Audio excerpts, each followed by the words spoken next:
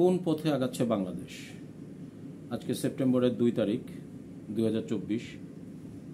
আমরা অগস্ট বিপ্লব, জুলাইয়ের অভ্যুত্থান আমরা পার করার মধ্য দিয়ে আগাচ্ছি। আমাদের মধ্যে যে আলোচনাগুলো শুরু হয়েছে বিভিন্ন পর্যায় থেকে, দেশের সর্বোচ্চ পর্যায় থেকে শুরু করে মাঠে ময়দানে সর্বত্রই চায়ের আড্ডায় আমরা চিন্তা করছি যে আমরা আসলে কোন দিকে আগাবো। প্রত্যেকটা স্টেক হোল্ডার তার মতো করে চিন্তা করছে, প্রত্যেকের মতো করে একটা রূপরেখা দেওয়ার চেষ্টা করছে।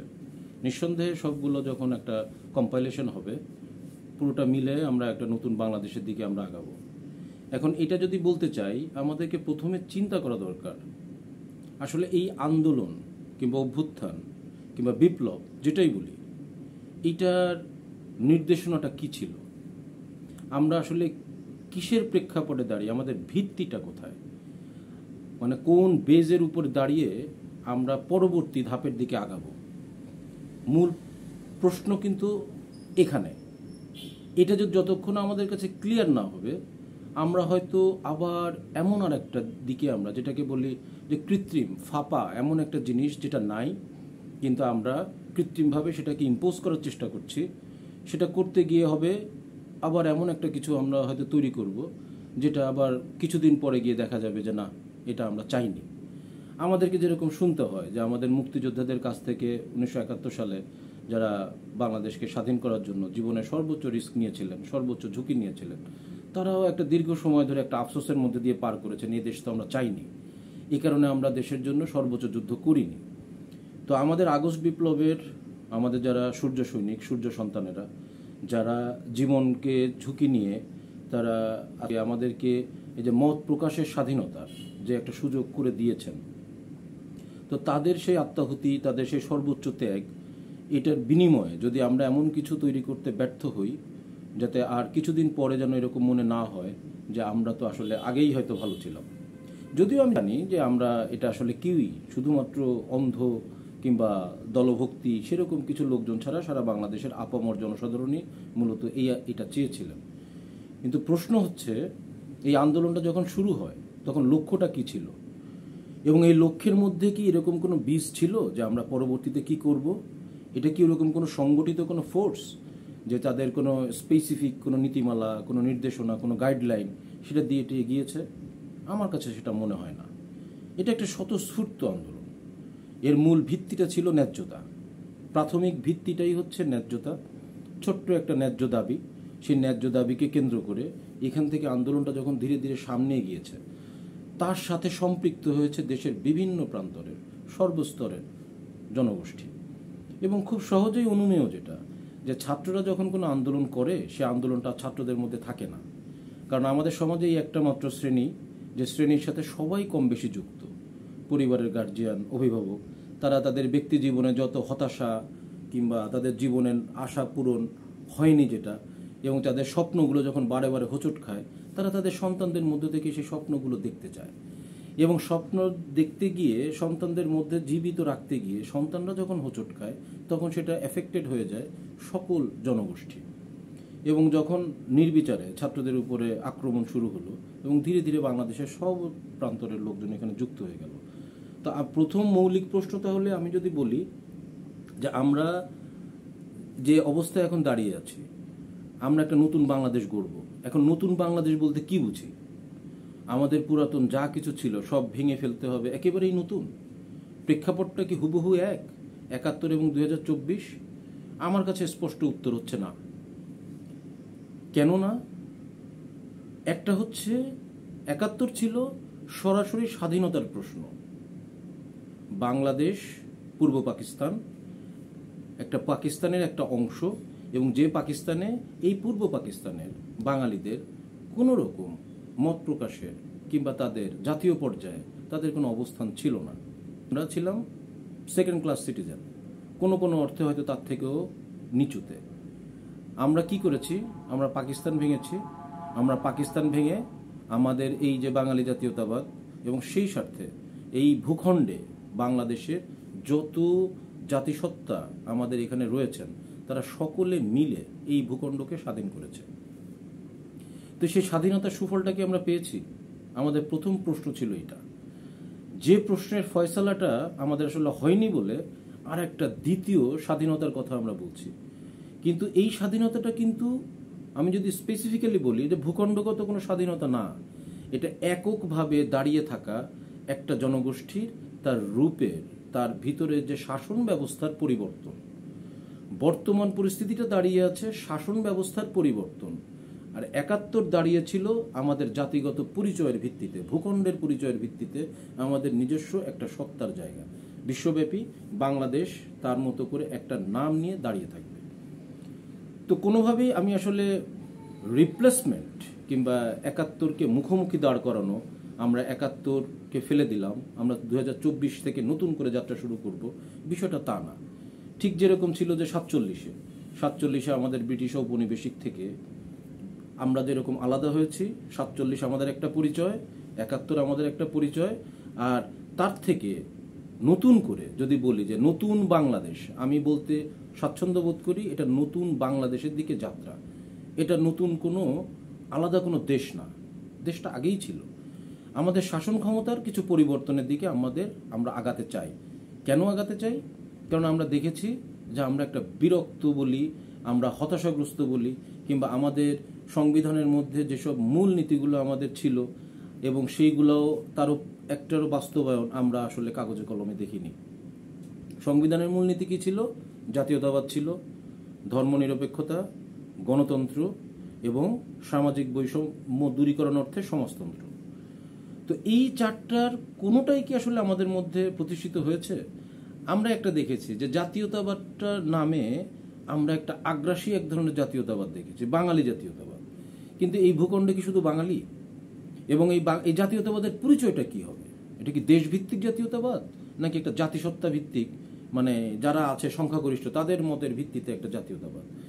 এইটার ফয়সালাটাও আমরা দীর্ঘ সময় করে উঠতে পারিনি। কারণ আমাদের এর পেছনে যদি বলি যে হয়তো দূরদৃষ্টি, আমি কারো বিরুদ্ধে কোনো রকম অভিযোগও করতে চাই না, কারণ এগুলো আসলে অভিযোগ করার বিষয় না।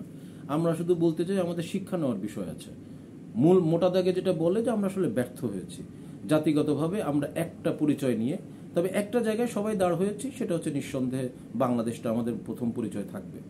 কারণ একটা জাতিসত্তাও যদি বলতাম আমরা যে হ্যাঁ নিঃসন্দেহে আমি নিজে একজন বাঙালি, আমি বাঙালি বলেই আমার উচিত ছিল আমার ভূখণ্ডে আর যারা যারা আছেন যত ক্ষুদ্রই হোক, যদি একজনও থাকেন, সেই জাতিসত্তা আমি যতটুকু স্বাধীনতা ভোগ করি, আমি আমার এই জাতীয় পর্যায়ে ভূমিকা রাখার জন্য, কথা বলার জন্য, সুযোগ সুবিধার ক্ষেত্রে যা যা পাই, ওনারাও প্রত্যেকেই তাই পাওয়ার কথা ছিল। যদি পাইতেন, যদি এনশিওর হইতো, তাহলে হয়তো আজকে বাংলাদেশটা এই পর্যায়ে দাঁড় হয় না। তো বৈষম্যের এই যে এক ধরনের বাতাবরণ, সংখ্যাগরিষ্ঠতার আধিক্যের কারণে আমরা বিভিন্ন সময় হোঁচট খাই। কখনো কখনো এমনকি ধর্ম একটা গুরুত্বপূর্ণ বিষয় এখানে এসে দাঁড়িয়েছিল। আমরা সেটা বলি যে হ্যাঁ মুসলিম সংখ্যাগরিষ্ঠতা, হয়তো 90% মুসলমানের দেশ, তো 90% মুসলমানের দেশ, তো এখানে মুসলমানরা যেটা মনে করে সেটাই এখানে প্রাধান্য পাবে। বিষয়টা কি সেরকম? এখন সেটাও যদি হয় তাহলে বিশ্বের বিভিন্ন জায়গায় আর যে এই যে মুসলমানরা যারা আছেন, যারা আর কোথাও সংখ্যাগরিষ্ঠতা অবস্থায় নাই, তাদের অবস্থানটা কীরকম হবে? আমরা কি এই জিনিসগুলো নিশ্চয়ই আমাদেরকে বিবেচনায় রাখতে হবে। কারণ এটা এমন কোনো সময় না যে আমরা বিচ্ছিন্ন নই। আমরা একটা রাষ্ট্র, স্বাধীন রাষ্ট্রের নাগরিক, কিন্তু আমরা বাস করি একটা বিশ্বে, যে বিশ্বে ওতপ্রোতভাবে প্রত্যেকেই জড়িত। আমি শুধু আমার নিজেরটা ভালো বুঝবো আমার নিজের অবস্থান থেকে, তো আমি যদি একটা বৃহত্তর অর্থে একটা সম্প্রদায়গত অবস্থা থেকেও যদি চিন্তা করি, সেক্ষেত্রে আমাকে একটা ন্যায্য পজিশন থেকে আমাকে চিন্তা করতে হবে যে সংখ্যাগরিষ্ঠতা বলেই আমি যা খুশি তাই করতে পারি কিনা। এই যে যা খুশি তাই করতে পারার এই যে ম্যান্ডেট, এই ম্যান্ডেটটাই হচ্ছে আমাদের, মানে এই ফয়সালাটাই আমাদের হয়নি বলে 50 বছর ধরে আমরা হোঁচট খেয়েছি। আমরা কি পেয়েছি? আমাদের নতুন একটা প্রজন্ম, যে প্রজন্মকে আমরা জেনারেশন জেড বলছি, তারা এবং মূলত যারা আসলে তারা কি হঠাৎ করে 2024-এই এই যে রাষ্ট্র ব্যবস্থার মধ্যে এন্ট্রি করলো, তারা কি এই মুহূর্তে প্রথম পদার্পণ? সেটা না। তাদের প্রথম পদার্পণ 2018 সালে, ওই যে সড়কে শিশুরা আমাদের সড়কে যে আন্দোলনটা শুরু করেছিলেন, তারা তখন কোথায়? স্কুলে পড়েন। তো এই যে স্কুলে পড়া একটা বাচ্চা শিশুরা, তাদের কাছে যে প্রশ্নগুলো সরাসরি তাদের একজন সহপাঠীর মৃত্যুকে কেন্দ্র করে তাদের মনের মধ্যে যে প্রশ্নগুলো হাজির হয়েছিল যে সড়কে কেন নিরাপত্তা থাকবে না, এবং সেটার প্রেক্ষাপটে আমাদের রাষ্ট্রযন্ত্র তখনও মোকাবেলা করতে ব্যর্থ হয়েছে। তাদের সাথে জোট চুরি করা হয়েছে, তাদের সাথে প্রতারণা করা হয়েছে। তারা শুধু নিরাপত্তা চেয়েছে, এবং সেই নিরাপত্তা চাওয়ার ক্ষেত্রে তখনও যেরকম সরকারের তরফ থেকে যখন ইতিবাচক কোনো সাড়া পায়নি, সারা দেশব্যাপী তারা একটা আন্দোলনের মধ্যে রাস্তায় নেমে এসেছিল। এবং আমরা দেখেছি প্রথাগতভাবে আমরা যারা চিন্তা করতেও পারি না এরকমভাবে তারা প্রত্যেকটা প্রতিষ্ঠানকে তারা চ্যালেঞ্জ করেছে। তারা দেখাতে চেয়েছে যে এই জায়গাগুলো কেউই প্রত্যেকেই এই দেশের নাগরিক, এবং সে কারণে প্রত্যেকের এই দেশের আইন মানতে প্রত্যেকেই সমানভাবে বাধ্য। এখন প্রশ্নটা হচ্ছে সেই শিশুরা পরবর্তীতে তাদেরকে যে মোকাবেলা রাষ্ট্র করতে ব্যর্থ হলো, রাষ্ট্র তার স্বভাব চরিত্র ভাবেই সে তার মতো করে এটাকে একটা রাজনৈতিক রূপ দেওয়ার চেষ্টা করলো। সে এর মধ্যে কিছু ষড়যন্ত্রের গন্ধ পেল, এবং সেই ষড়যন্ত্র দেখে এদেরকে নির্মমভাবে এদেরকে প্রতিহত করা হলো। শিশুরা পারে নাই, এবং আমাদের রাষ্ট্রের বাদবাকি যত জনগোষ্ঠী ছিল তারাও আসলে বুঝে উঠতে পারে নাই। এটা প্রত্যেকের ব্যর্থতা ছিল। কেউই আসলে এই যে ছাত্রদের শিশুদের সাথে নৈতিক একটা সমর্থন থাকার পরেও রাজপথে তাদের পাশে থেকে এইটাকে একটা বেগবান করার যে একটা প্রক্রিয়া ছিল, সুযোগ ছিল, সেটা করতে আমরা ব্যর্থ হয়েছিলাম বলে পরবর্তীতে আরও 6টা বছর আমাদেরকে সেই ঘানি টানতে হয়েছে। তো এই ছেলেমেয়েরা যখন বড় হলো, তাদের ভিতরের যে আরও পরবর্তী 6 বছরে আরও রাষ্ট্রের মধ্যে তারা যখন আরও অনেক বেশি পরিমাণে দুর্বৃত্তায়ন এবং লুটপাট এবং আমাদের উন্নয়নের নামে আমরা যে পরিমাণে জনবিচ্ছিন্ন হওয়ার যে একটা প্রবণতা, যে রাষ্ট্রের উপর থেকে এক ধরনের উন্নয়নের রূপরেখা আমরা দেখছি, অনেক বড় বড় কাঠামো দেখছি, কিন্তু মাঠ পর্যায়ে জনতার মধ্যে এক ধরনের বিচ্ছিন্নতার বোধ, যে এই রাষ্ট্র কি আমার, এখানে কি আমার কথা বলার সুযোগ আছে, এখানে কেউ কি আমার মত নেয়, এখন কোনটা আমার ভালো, আমি কি চাই এটা আমার কাছে কেউ জিজ্ঞাসা করবে না, আমি কি চাই এটা আমার কাছে জিজ্ঞাসা না করে চাপিয়ে দেবে, যত ভালো হোক। মানুষ তো স্বভাবতই স্বাধীনতা প্রিয়, মানুষই একমাত্র ওই প্রাণী বস্তু জগতের, প্রাণী জগতের অন্য সকল প্রাণীর থেকে তার বিশেষত্ব তো এইখানে, সে স্বাধীনতা চায়, সে তার নিজের মতো করে বাঁচতে চায়, তার নিজের ভালো হবে না মন্দ হবে সে নিজেরটা নিজে চুজ করবে, তার চয়েস করার ক্ষমতা আছে। এখন মানুষের যখন চয়েস করার ক্ষমতা আছে, সে যখন চয়েস করতে পারবে না তখনই সে হোঁচট খাবে। এটা খুবই স্বাভাবিক একটা বিষয়। তো এই যে মানুষ কোনো যন্ত্র না, এটা যেন আমরা কখনো ভুলে না যাই, যে আমি জোর করে কারো মধ্যে একটা জিনিস চাপিয়ে দিলাম, সে আস্তে আস্তে আমার মতো হয়ে গেল, এটা কখনো হবে না। এই বৈচিত্র্যকে যখন আমি ধারণ করতে ব্যর্থ হব, তখনই আমি আসলে দেখব যে আমার যত রকম রাজনৈতিক দর্শন, আমার রাষ্ট্র কাঠামো, আমার সমাজ ব্যবস্থা, এগুলো টিকবে না। তো যে প্রেক্ষাপটে দাঁড়িয়ে আজকে আমরা দাঁড়িয়ে কথা বলছি, কিংবা আমরা আসলে সামনে আগানোর চিন্তা করছি, তো আমি যে কারণে বারবার বলার চেষ্টা করছি, আমি বলতে চাইও, একাধিকবারই বলতে চাই, যে এই ফয়সলাটা আমাদেরকে আগে হতে হবে।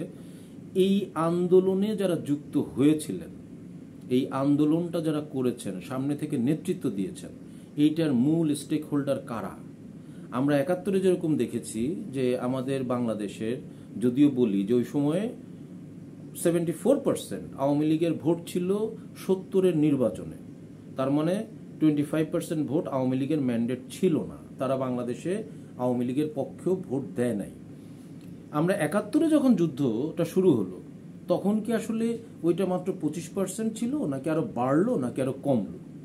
আচ্ছা, ধরলাম যে সেই সংখ্যাটা আরো বেড়েছিল, আমাদের 90%-এর বেশি লোক, বেশি জনতা আমরা স্বাধীনতার পক্ষে ছিলাম, বাদ বাকি 10%, 5% জনতা সরাসরি এর বিরোধিতা করেছিলেন।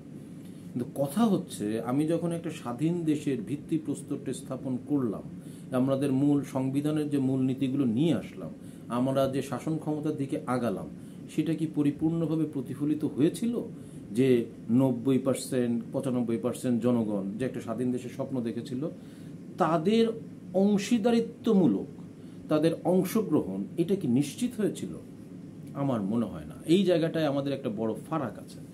একটা হচ্ছে যে আমি যখন একটা আন্দোলন চাই, আমি স্বাধীনতা চাই, তখন আমার কাছে বলা হয় নাই যে ঠিক এই জিনিসটা আমরা চাই। আমাদের কাছে মূল কোন জিনিসটা বলা হয়েছে? যে পাকিস্তান আমাদেরকে শোষণ করে, পাকিস্তান আমাদেরকে নাগরিক সুযোগ সুবিধা দেয় না, আমরা তাদের কাছ থেকে পরিত্রাণ চাই, আমরা আমাদের মতো করে একটা দেশ গড়তে চাই। সো বাংলাদেশের সংবিধানটা যখন রচিত হলো, আমরা কি তারপরে সমগ্র জনগণের কাছে ম্যান্ডেট নিতে গিয়েছিলাম কিনা, এটা হচ্ছে প্রথম প্রশ্ন। যে সবাই এটাকে অ্যাকসেপ্ট করেছে কিনা, গ্রহণ করেছে কিনা, নাকি এটা চাপিয়ে দেওয়া হলো। যদি চাপিয়ে দেওয়া হয় তাহলে তার ভিতর থেকে একটা রিয়াকশন আসাটা খুবই অনিবার্য ছিল। দ্বিতীয় প্রশ্ন হলো যে আমরা যদি ধরেই নিই যে হ্যাঁ, ও তখনকার অধিকাংশ জনগণ আমাদের সংবিধানের যে 4 মূলনীতি সহ আমাদের যে আনুষঙ্গিক শাসন ব্যবস্থার যে প্রণালী, সবাই সেটা গ্রহণ করেছে। আচ্ছা, গ্রহণ করলে সেটা কি পরবর্তী সময়ে সেটা কি বাস্তবায়িত হয়েছে? সেই অভিমুখে কি আমরা যাত্রা শুরু করেছি? আমরা কি সেরকম কোনো দিক নির্দেশনা কিংবা রূপরেখাকে আমরা দেখাতে পেরেছি, নাকি এটা কোনো না কোনোভাবে এটার ব্যত্যয় ঘটলো? নিঃসন্দেহে আমরা সেটা দেখেছিলামও যে সেটার ব্যত্যয় ঘটেছে বলেই আমরা যখন 71 ডিসেম্বরে যখন দেশ স্বাধীন হলো, আমরা ঠিক মাত্র 3টা বছর পরে 75 জানুয়ারিতে গিয়ে আমরা দেখলাম আমরা একটা উল্টা ইউটার্নের দিকে আমরা দেশটা চলে আসছে। তো আমি ওই আলোচনায় আর যেতে চাচ্ছিও না। আমি শুধু স্পর্শ করে গেলাম যে কারণে যে আমাদের 71 পরবর্তী নতুন একটা দেশ গঠনে গিয়ে আমরা হোঁচট খেয়েছি। আমাদের হোঁচট খাওয়াটা ছিল দেশটা নতুন একটা দেশ যখন আমরা গড়ছি, আমাদের পরিকল্পনা কিংবা তখনকার বাস্তবায়নের সংকটের কারণে আমরা পরবর্তীতে বারে বারে আমরা শুধু হোঁচট খেয়েছি, আমরা সামনে এগিয়েছি, হোঁচট খেয়েছি, পিছিয়েছি, সেইটা থামে নাই। ঠিক একই রকমভাবে আমরা যখন এই মুহূর্তে দাঁড়িয়ে আছে, আমরা ভাবছি যে দেশটা স্বাধীন হয়ে গেছে। স্বাধীনতাটা কিসের স্বাধীনতা? কোন স্বাধীনতা? আমাদের জনতা, আমাদের সমগ্র বাংলাদেশের যদি বলি যে 90% জনতা অ্যাটলিস্ট, এরা কি সবাই মিলে আমরা কি ওই রকম কোনো দেশ, স্বাধীন দেশের জন্য কি আমরা লড়াইটা করেছি, নাকি আমরা যার যার অবস্থান থেকে যার যার ইন্টারেস্ট ছিল আমরা সেই বিভিন্ন স্বার্থকে একীভূত করেছি? আমাদের এইটা হচ্ছে একটা মূল পয়েন্ট। আমাদের সামনে আমি যদি বলি যে জুলাই মাসেও আন্দোলনটা যখন বেগবান হয়, তখনও আমাদের সামনে কোনো রূপরেখা নাই। 5ই আগস্ট তার আগে 4 আগস্টে যখন এক দফার দাবি আসলো সারা দেশে, তখনও দাবি ছিল মাত্র একটা, কি ছিল? স্বৈরাচারের পতন।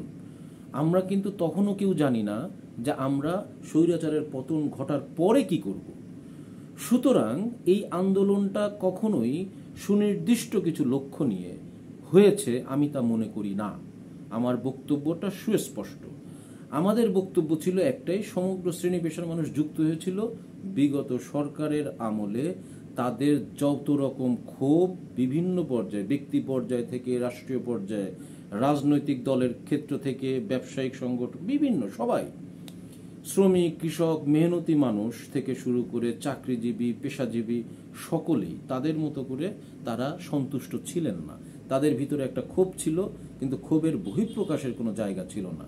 রাজনৈতিক দলগুলো তাদের নীতি এবং আদর্শ যদি বলি, তারা তাদের মতো করে একটা দিক নির্দেশনা জাতিকে দিতে পারেন নাই, কিংবা সেই আস্থাটা অর্জন করতে পারেন নাই বলেই বাংলাদেশে নির্ভর করতে হয়েছে এমন একটা জনগোষ্ঠীর উপরে যারা আসলে কোনো কিছু, যারা মৃত্যুর ভয়কে যারা জয় করতে পারছে। এবং তারা যখন মৃত্যুর ভয়কে জয় করতে পারছে, তাদের পিছনে এসে দাঁড় হয়ে গেছে সমগ্র শ্রেণীপেশের মানুষ। এবং মানুষ যখন মৃত্যুর ভয়কে জয় করে ফেলে, সেই জনগোষ্ঠীকে আসলে আর কখনো কোনো কিছুতে দাবিয়ে রাখা যায় না। তো প্রশ্নটা হচ্ছে যে এখন তাহলে আন্দোলনটা যেভাবে সবার সম্মিলিত এবং এইটাকে প্রথম ভাঙার, যে শেকল ভাঙার যে স্লোগান এবং সামনে দাঁড়ানোর ভ্যানগার্ড, এই ভ্যানগার্ডটা হচ্ছে আমাদের ছাত্ররা, আমাদের অনুজ এবং আমাদের পরবর্তী প্রজন্ম যারা, তারা আমাদেরকে ওই শক্তিটা দিয়েছেন। তারা দেখিয়েছেন যে তারা কোনো কিছু অন্যায়ের কাছে মাথা নত করতে রাজি না। তার জন্য তারা দলে দলে জীবন দিতে রাজি। একজনের উপরে গুলি চলছে, 10 জন দাঁড়িয়েছেন। 10 জনের উপরে গুলি চলছে, 100 জন দাঁড়িয়েছেন। 100 জনের উপরে গুলি চলেছে, 1000 আসছে, 1 লক্ষ আসছে, 1 কোটি আসছে। তো এই যে সংক্রমণটা, এখন যদি বলি যে 1 কোটি জনতা হয়তো 5 আগস্ট বাংলাদেশের বিভিন্ন অঞ্চলে রাজপথে 1 কোটি জনতা নেমেছেন। এই 1 কোটি জনতার টার্গেট, লক্ষ্য কি একটাই ছিল? কি লক্ষ্য ছিল? লক্ষ্য ছিল, প্রাথমিক লক্ষ্যের একটা মিলন ছিল, ইস্যু কেন্দ্রিক ঐক্য। ইস্যুটা একটাই, স্বৈরাচারের পতন। শেখ হাসিনা এবং সরকারের পতন ঘটাতে হবে, এইটাই ছিল লক্ষ্য। তো এইটাকে যদি মাথায় নিয়ে রাখি, এইটা আমাদেরকে ক্লিয়ার হইতে হবে। এখন আমরা এটাকে কোনোভাবে যদি ৭০ পরবর্তী নির্বাচনের মতো চিন্তা করি যে না আমাদের দেশটা এই কারণে স্বাধীন হয়েছে, এটা একটা আর্টিফিশিয়াল হবে। আমি বলি যে আমরা আসলেই জানি না নতুন বাংলাদেশ বলতে কি মিন করে, কিংবা আমরা কোত্থেকে যাত্রাটা শুরু করব, আমাদের কোথায় হাত দিব। এই আলোচনাগুলো আমাদের মধ্যে অনেক বেশি পরিমাণে হতে হবে। আমরা নিশ্চয়ই ধারাবাহিকভাবে এই আলোচনাগুলো করব, কিন্তু আমি প্রথমে যে কারণে বলতে চাই যে আমরা যেন কোনো রকম একটা হাইপের মধ্যে না থাকি।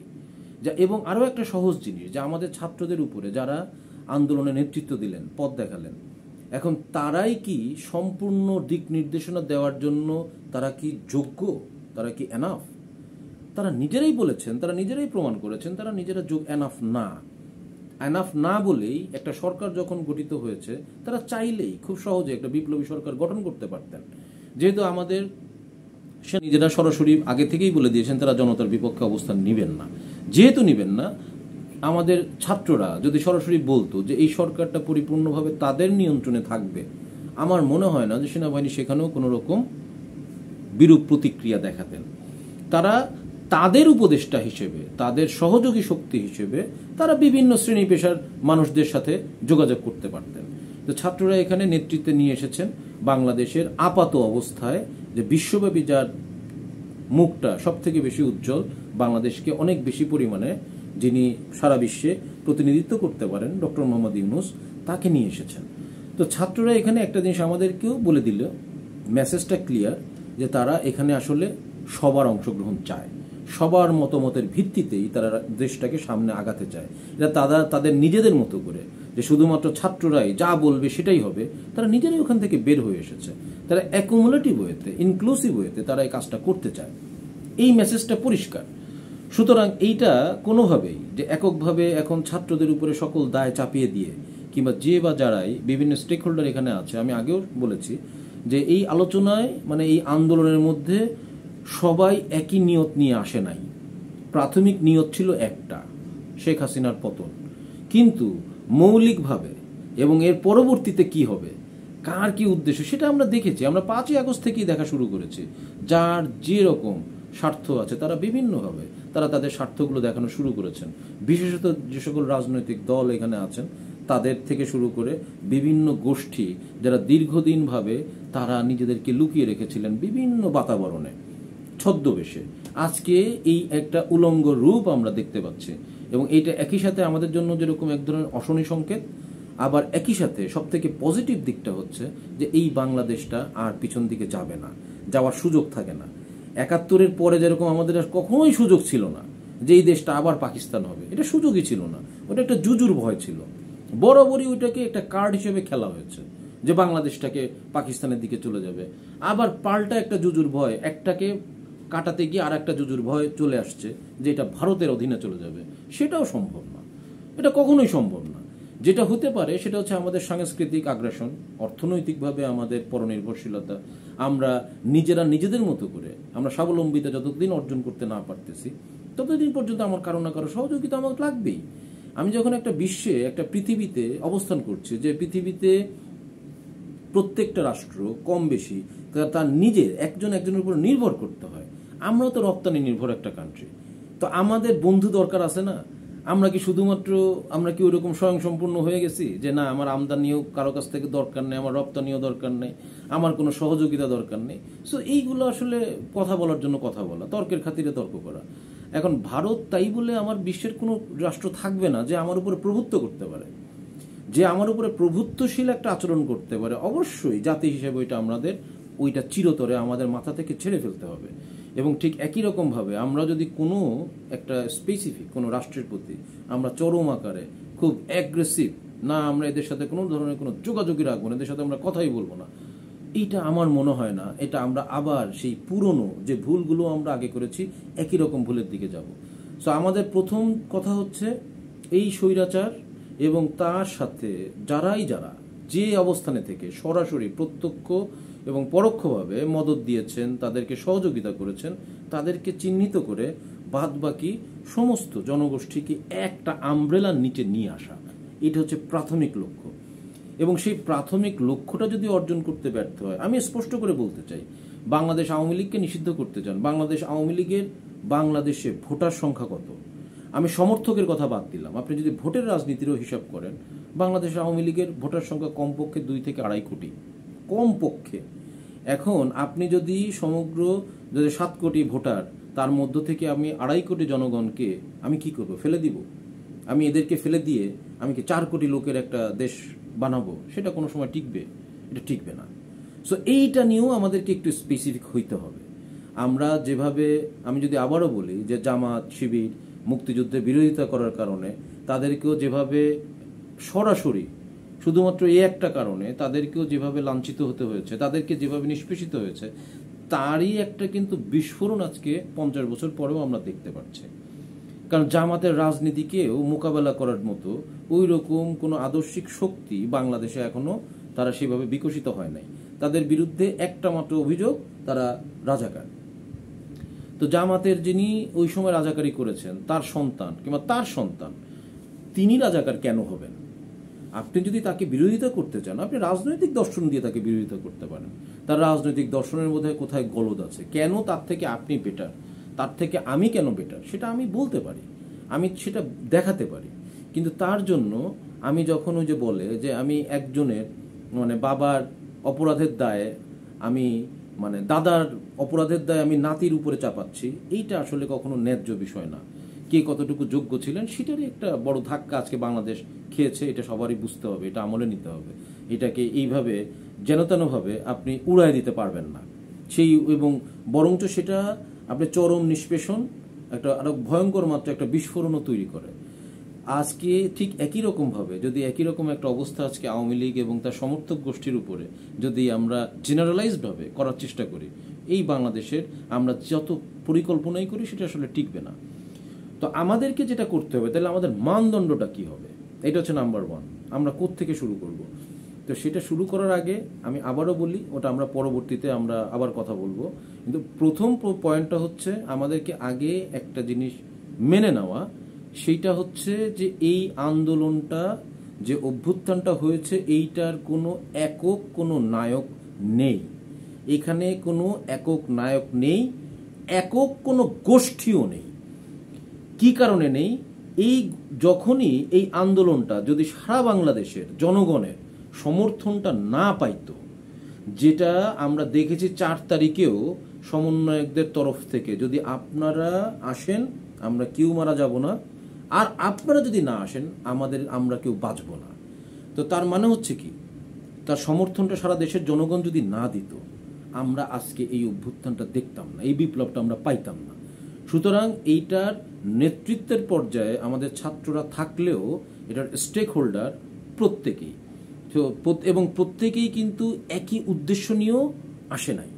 তো সুতরাং শুধু ছাত্ররাও যদি এখন তাদের মতো করে একটা রূপরেখা দেওয়ার চেষ্টা করে, তারাও যদি শুধুমাত্র বলে আমরা এই বাংলাদেশ চাই, সেইটা তাহলে অন্য বাদবাকি সবার উপরে সেটাও চাপায় দেওয়া হবে। সেটা তারাও শুধুমাত্র সমগ্র জনগোষ্ঠীর একটা 1/4, 1/3, তার বেশি না। এখন 1/4 একটা জনগোষ্ঠীকে দিয়ে, এবং তাদের মধ্যেও আমরা তো দেখছি না যে তারাও কি এখন পরিপূর্ণভাবে ঐক্যবদ্ধ। ওরকমভাবে যে একটা আন্দোলনের একটা কর্মসূচি ঘোষণা করা হলো, সারা দেশের সকল লক্ষ লক্ষ ছাত্র সমাজ একসাথে ঝাঁপিয়ে পড়লো, এরকম পরিস্থিতি তো নাই। সেটা আস্তে আস্তে পাল্টাচ্ছে। এটারও অনেক কারণ আছে, সেগুলো নিশ্চয়ই আমরা আরো ভবিষ্যতে আরো কথা বলবো। যে কারণ ছাত্রদের মধ্যেও ওই রকম ভাবে যে মতাদর্শগতভাবে যখন চরম একটা মিল না থাকে, ছাত্ররা বহুত্ববাদী, বহু রূপের একটা সম্মিলন, তাদের কোনো নির্দিষ্ট কোনো একটা ছক নাই, আমি একটা ডায়াগ্রাম এঁকে দিলাম যে তোমরা এর মধ্যে থাকবা, এটা তা না। তারা ছকের বাইরে, আউট অফ দ্য বক্স। এবং যারা পুরাতন চিন্তাধারা, তারা হয়তো এক একটা সময় তারা এক একটা ছক নিয়েই চলতে থাকেন। ছাত্ররা যাবতীয় প্রথাকেই ভেঙেছে, ওটাকেই চ্যালেঞ্জ করেছে, এবং ওই প্রথা তাদের ন্যায্যতার সামনে কেউ দাঁড় হইতে পারে নাই বলে তারা কারো নেতৃত্বও মেনে নেয় নাই আন্দোলনের শেষ মুহূর্তের আগ পর্যন্ত। তারা আন্দোলনে সফল হওয়ার পরে তারপরেই তারা নেতৃত্বের পর্যায়ে বিভিন্ন জনকে এখানে যুক্ত করেছেন। এইটাও আমাদের কাছে ক্লিয়ার থাকতে হবে। একটা ধাপ ফেলে দেওয়া, ভেঙে ফেলা। সেকেন্ড ধাপ তৈরি করা। যারা ভাঙতে পারে, নট নেসেসারিলি তারাই করতে পারবে। ভাঙাটার জন্য যে টেকনিক দরকার, যে টুলস দরকার, তার যে উপাদান দরকার, তার যে শক্তি দরকার, সেই একই শক্তি দিয়ে আরেকটা জিনিস হয়তো সৃষ্টি করা যাবে না। তো আমি শুধু আজকে আলোচনাটা এখানেই শেষ করতে চাই, এটুকু বলে আমরা যেন প্রাথমিকভাবে এটা মাথায় রাখি, এখানে ছাত্র আছে এই আন্দোলনে, এখানে যুব আছে, এখানে আমার শ্রমিক ভাইয়েরা আছে, মেহনতি মানুষ আছে, রিক্সাওয়ালারা আছে, বুদ্ধিজীবীরা আছে, বিভিন্ন রাজনৈতিক দলের নেতাকর্মীরা আছে, সর্বস্তরের সবাই মিলেই কিন্তু এই সরকারের পতন চেয়েছিল। এবং দেশটা যখন আমি গড়তে যাব, তখনও আমাকে যেটা করতে হবে, তখন এই সকলের একটা স্টেক আমাদেরকে মাথায় নিতে হবে। তো মোটা দাগে এর বাইরে যদি আমরা শুধুমাত্র একটা মব জাস্টিসের নামে, কিংবা আমরা যদি আবারও ভেবে নেই যে না আমরা এখন শুধুমাত্র ছাত্ররা যেখানে খুশি সেখানে যাবে, তারা ওখানে বলবে, তারা বাধ্য করবে প্রত্যেককে, এটা একটা টোটাল ক্যাওস সৃষ্টি করবে, একটা নৈরাজ্যের দিকে আগাবে। আমরা যেন দেশটা ওদিকে না আগাই, এবং আমরা চিন্তার ক্ষেত্রেও আমরা সতর্কতার সাথে, আমরা যারাই যেখানে মতামত দিচ্ছি সেটা যেন আমরা সতর্কতার সাথেই চিন্তা করি। এই আলোচনাগুলো চলতে থাকুক। আজকে এই প্রথম পর্যায়ে শেষ করলাম, আমরা নিশ্চয়ই আবার পরে কথা বলবো। আর কারো যদি স্পেসিফিক্যালি এই বিষয়গুলো নিয়ে জানার থাকে, আপনারা আমাদেরকে কমেন্টে জানাতে পারেন, আমরা সেই বিষয় নিয়ে হয়তো আমরা পথ খুঁজব। ধন্যবাদ সবাইকে।